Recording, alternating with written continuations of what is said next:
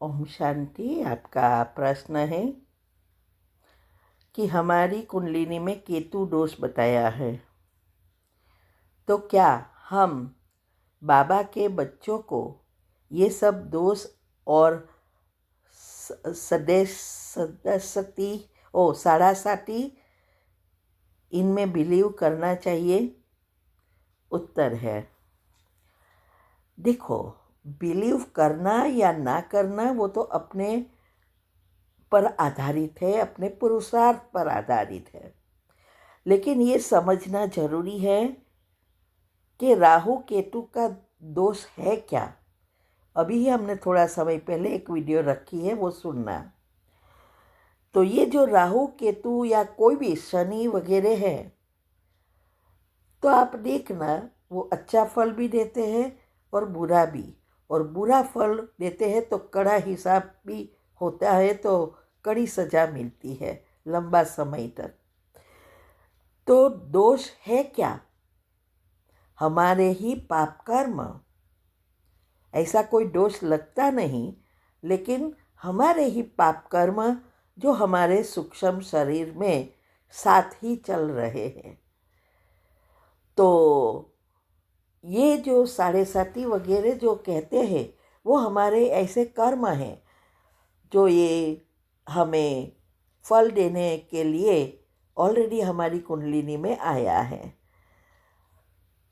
तो सूक्ष्म शरीर को साफ करो, दुआ कमाओ और कारण शरीर के लिए योग करो, तो ऑटोमेटिक जाएगा।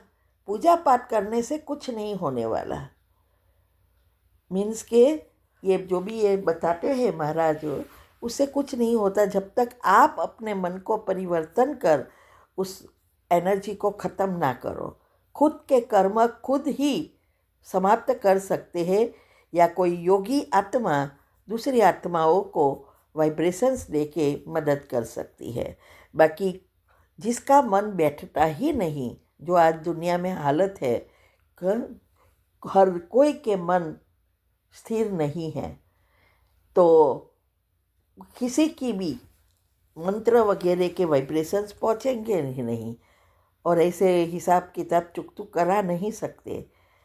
तो इसीलिए अगर आपको ये इनसे मुक्त करना है तो अवस्था बनाओ, और रोज़ हिसाब किताब चुकतू करने की जो विधि मैंने बताई है, रोज़ का रोज़ जो 8 ग्रुप का आता है उसका करो, और अवस्था बनाकर पॉजिटिव विचारों से नेगेटिव को ख़त्म करो।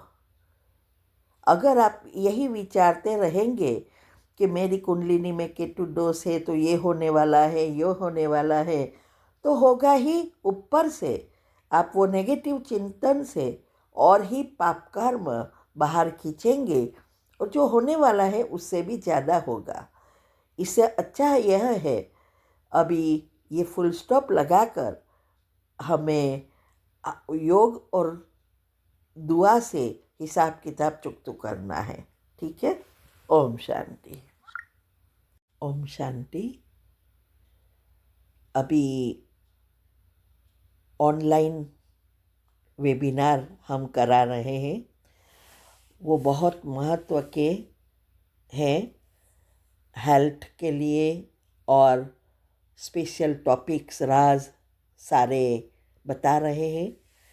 इससे हमारी अवस्था अचल अडोल बनेगी, क्योंकि समय अभी बहुत नाजुक आ रहा है, और इस समय कैसे हम योग में स्थित रह सके और श्री कृष्ण के साथ पहले जन्म में आ सके, इसके लिए अनेक राज बता रहे हैं। अभी जो वेबिनार चलने वाला है वो है श्री कृष्ण का जन्म कैसे होगा, कहाँ होगा, कौन से डायमेंशन से जुड़े हैं, हम कौन से डायमेंशंस में हैं, ड्रामा और इथर तत्व क्या है, और बहुत सारे राज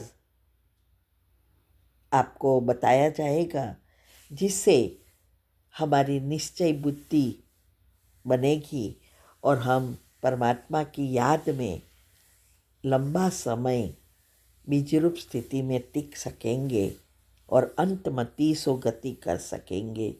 इसके लिए अगर आपको ऐड होना है तो नीचे लिंक रखी है, आप ग्रुप में ज्वाइन हो सकते हैं।